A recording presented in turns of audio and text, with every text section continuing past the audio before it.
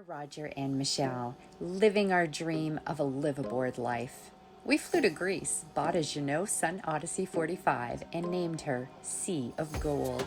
So here we are, sailing Sea of Gold and taking on the Mediterranean. In this episode, we finally launch. Spoiler alert, it doesn't go well. We also pay the TPI, the Greek cruising tax, get our crew list and transit log, so we are all set to cruise Greek waters. We are ready to launch tomorrow morning. We are, and we are celebrating here at what I think are the best gyros or gyros. Chicken gyros here are fantastic. Oh, best in Greece, I'm sure. I'm sure. Some of you may disagree, but this is a phenomenal place. Getting all of our documents in order was a bit of a process, easily done, but it was a bit of a process, and it took us a couple of days. So the first thing we had to do was go online and I guess apply or register for our cruising permit. TPI. It's a cruising tax. So you apply for the form online, you print it, and then you have to go to the post office to actually pay it, and you get a receipt at the post office. Very important documents, a must do, and you have to do that in advance. Yeah.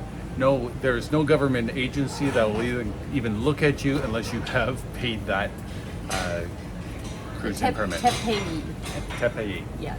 So since you're at the post office paying it, just behind the post office is the Coast Guard, where you have to visit to get your crew list Yes, stamped. it is behind and up. Behind and up. It's up above, I guess, up some stairs. It took us a couple of days because we couldn't find the place, but we eventually found it. So we got the crew list together with just Michelle and I as the captain. They stamp it, and then we have to go to customs to get a transit log. So customs is on the other side of Preveza Marina. So that process was pretty easy. There is an online application process first, and then you show up there they fill in the transit log and they give you a transit log. It costs 30 euros. Yeah, they set you all up. Yeah. So it's not hard, it's just a lot of steps. A lot of steps. And you have to have all your information. Yes, everybody wants to look at everything, especially your insurance, your Greek insurance is very important. Yeah. And the TPI, they all want to see that is paid for the time you're going to be in Greek waters. Exactly.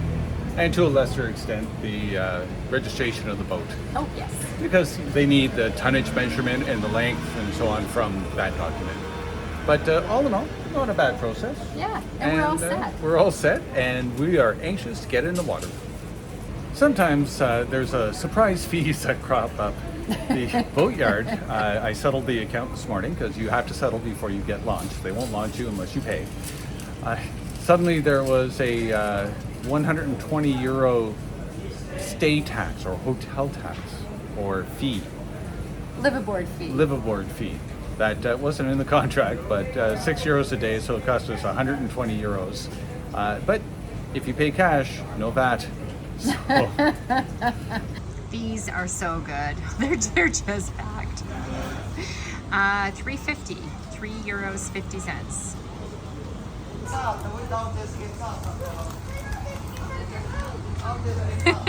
I know, they're to die for. So good. I'm worried about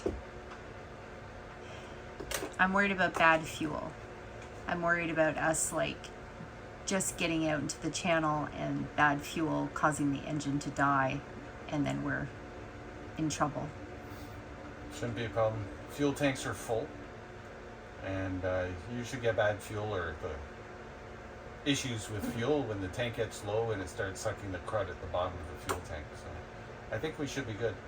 It could be good for a couple of weeks of motor driving before we burn through half the tanks. So. And there's a biocide in there too. So I think we're good. And we have extra fuel filters, so if it does get plugged up, change the filter, away you go. And what are you worried about?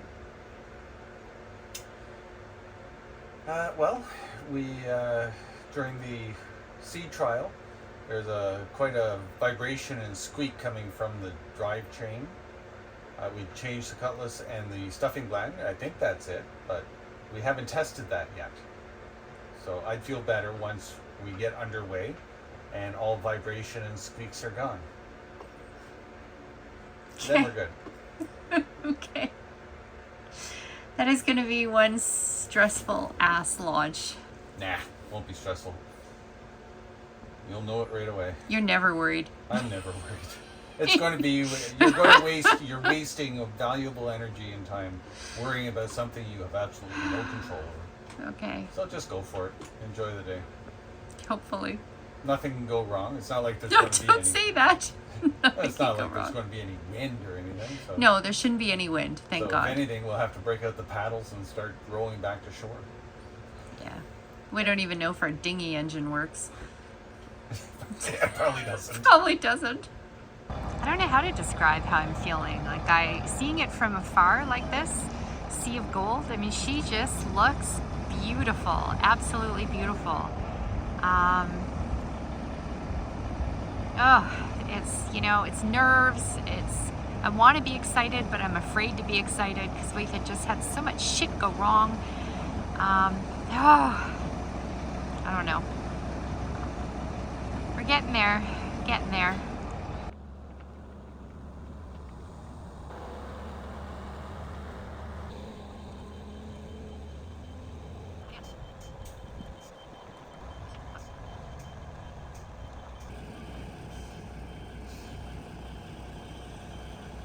You're underway, baby. No problem. Hang on. What time is it? Oh, hang on. I don't know. Engine start.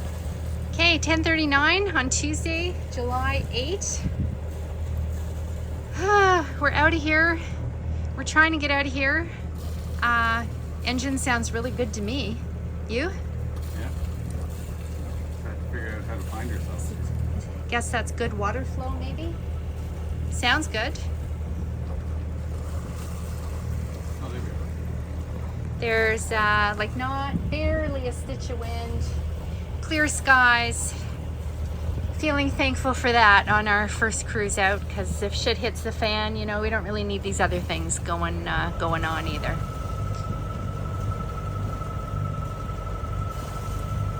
Okay, you want to take the I hate this. Just fucking hate. Here we are, like in the middle of the channel. We shouldn't be in the middle of the channel.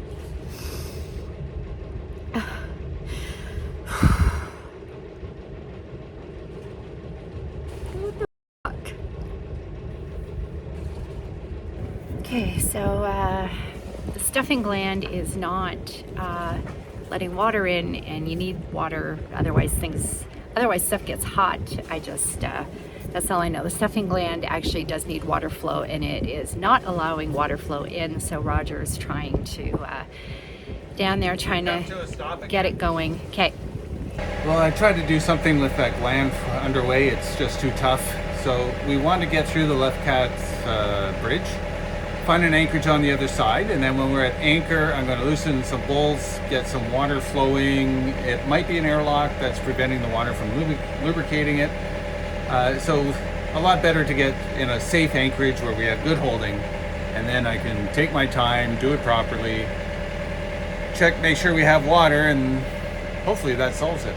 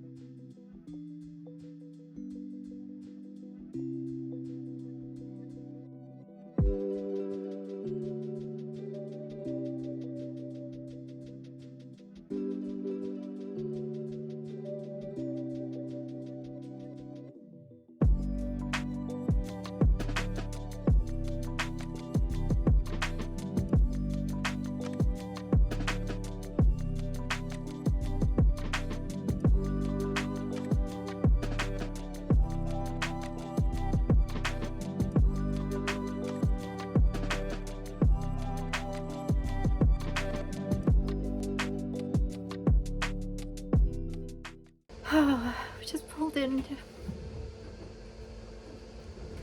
Roger spent the last like hour and a half emptying 5 buckets of water from the bilge because the boat is leaking and we don't know what's causing the leak. We also don't have power, and we just pulled into Meganisi, hoping that, remembering that they had power, and the power's out, so we don't have power either there. This has to be one of like the shittiest days. So we have pulled into Meganisi, Spartacora, because we thought they had power and we have no power, but the power is out. But you know, that seems... We needed to charge the thruster battery. Oh yeah. We...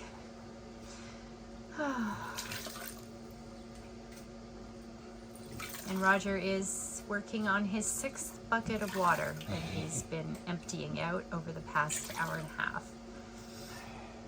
It's a slow leak. We don't know where it's coming from. Well, there's one of two places. When the engine's running, it's pumping seawater through the engine, so is it leaking from the engine? Don't know. There's a little bit of water under the engine, but not that much, but it could get under the pan and make its way through here, potentially. So now that the engine is off, it's no longer pumping salt water through, so I'm going to dry it out again, or get most of the water out. And then in 4 hours, we'll take another peek under the bilge, and if there's water in it, or a good amount of water in it, then it's not leaking from the engine. I don't know what's worse. I'd rather it leak from the engine personally. But, what the hell, baby steps. No use getting riled about it. It's not a fast leak. The good news is, I don't think it's the keel that's leaking. I really thought it was, because while we're underway, there's a little through thing here from going from this compartment to this one, and a lot of water was coming through. And the only thing there is the keel, so I was a little bit concerned. I cleaned it up and water kept coming. But now that we've stopped, there's nary a trickle. So it tells me that the source of the water, well, the engine, if the exhaust pipe is leaking water, it goes underneath the exhaust, which is not in the bilge pan underneath the engine. It goes underneath that. They're two separate things. Water goes underneath that. It actually goes underneath here. Somehow gets through this bulkhead. Oh, well, there's a little throughway somewhere in here. But it's seeping between the bilge pans and the hull. And it's getting out at that spot there, which looks like it's coming from the keel. All these compartments forward are dry. I pulled them up while we're underway. They're all dry. Okay. Which is good, because that would have sucked the big one. Okay. And so I was sitting here, I was thinking, man, we have a leaky keel, great. There goes the boating season. But now, I think it's the tailpipe that's leaking water, because water gets shoved through there. And it could be that when I tighten those hose clamps, I just didn't tighten them tight enough, because I tightened them, but I didn't want to over torque it, because you strip the clamp and then you don't have a clamp anymore. So what I think I'll do is I'll get my ratchet, tighten those clamps quite a bit more, and that should solve our problem, because this is essentially stopped now. If we had a leaky keel, I'd still be bailing. Are you sure? Absolutely positive, 100%. Okay. 100%.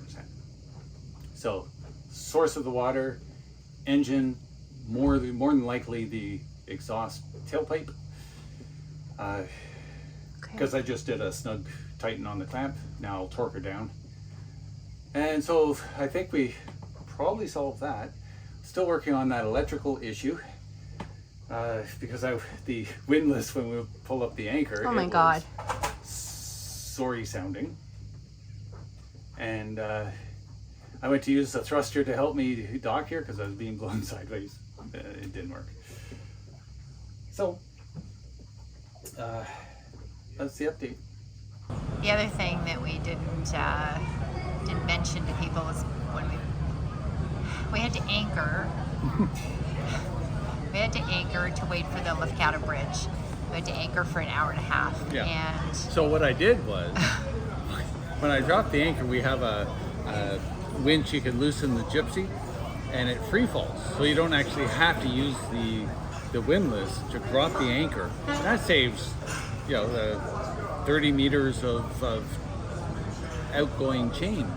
thank God you did that. I know. So I let it free fall the entire length. We put out 30 meters. So let it free fall the entire thing, then tighten up the gypsy, and we're done. Picking it up, I was picking it up. Michelle was using on the button, picking it up, and I was driving forward, and it just seemed so lame ass. It was lame ass. I was like, oh shit. Yeah. It's gonna die. And at one point, because I realized that, I put it in press the red button to just gas instead of forward, and I revved it to see if I could add power to it, but no, it was lame. Yeah. I think we're lucky that it got that it was brought up. So we have electrical issues, and I thought I'd put this off. So what if there's electrical issues? But windlass is kind of handy. You don't know how heavy a 65-pound anchor, so a 30-kilo anchor, and 20 meters of chain weight. It's a lot. It's a lot. And I did it with Romy.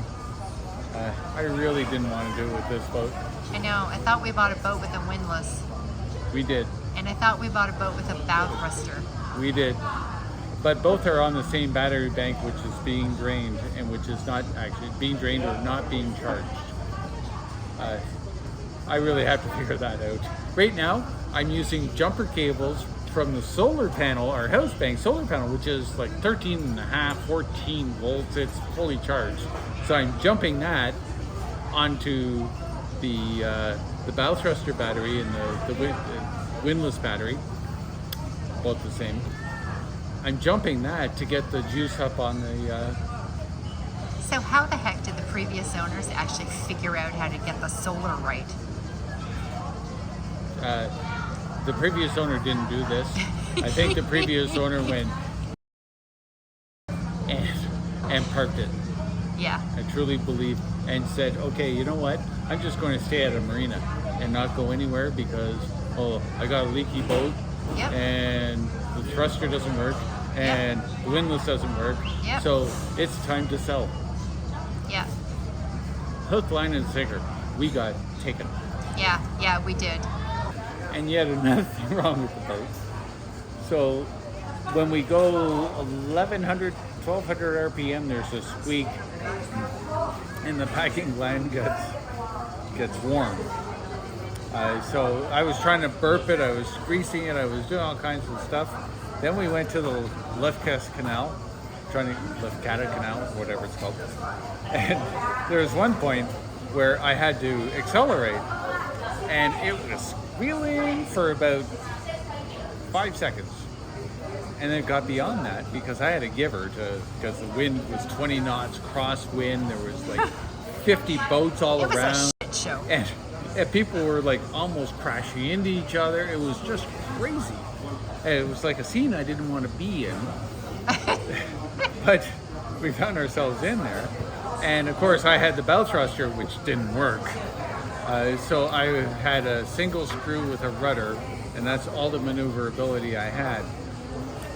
So at one point I had to give her. So I gave her. It squealed, and then it stopped at about 2,000 RPM, which is great because I think cruising speed is 22 or 2,400 RPM. So at 2,000 RPM, the squeal stopped. And it was like cool, and it got me out of the trouble. And then as we're coming down the canal, once we got through all that, we're coming down the canal, hit it at 2,200 RPM. It's like, Michelle, drive, I'm going to check, see if the stuffing gland is getting hot. Cool as a cucumber, not leaking, working perfectly. So it's fine. The gland is fine. The problem I have, and you noticed it, What's the vibration? There's a little bit of vibration. What's that? Yeah, probably the bent drop shaft. I don't think it's running completely true. I put my finger on it, but thousandths of an inch. I think it's a little bit of wobble. Launch day, great! Our new German friend Michael next door suggested we put tissue papers around all the through holes. I wrap tissues around all the through holes, make sure to eliminate those as potential leakage. So this morning I opened up the floorboards and it was like, I hope it's dry. And it was. So the main through hole, at least that's not leaking anywhere else. So, and there was hardly any water in the bilge, just stuff I didn't mop up yesterday. So I think it's leaking while the engine's running. So at least we concentrated the search to around the engine. So if the water muffler is leaking, water would come from there. So if I stuff a towel in there, drive around, pull the towel out, it should be soaking wet. If it's the water muffler. The problem I have, I put a towel in front of the muffler, but along the side of, so it's in its little chamber, put the towel in front of it, but there's the second level, or the space beside the muffler, so all the water is just going to drain into the lowest part and then end up here. So the towel in the front, probably not going to do squat, because the water's not going forward, it's going down first and then forward. Could it also catch fire? It might get hot in there. I don't know if it's such a good idea. We could run the engine, because if it's going to leak, it's going to leak right away. Yes. So start the engine, run it for a bit, and that's what Mike suggested. I said, I'll go out and find out. He's like, no, you start engine here 20 minutes and you see if it's leaking here. You don't want to be out there with it leaking. Good point. Next time on Sailing Sea of Gold. What do you do when you buy a lemon? You make lemonade.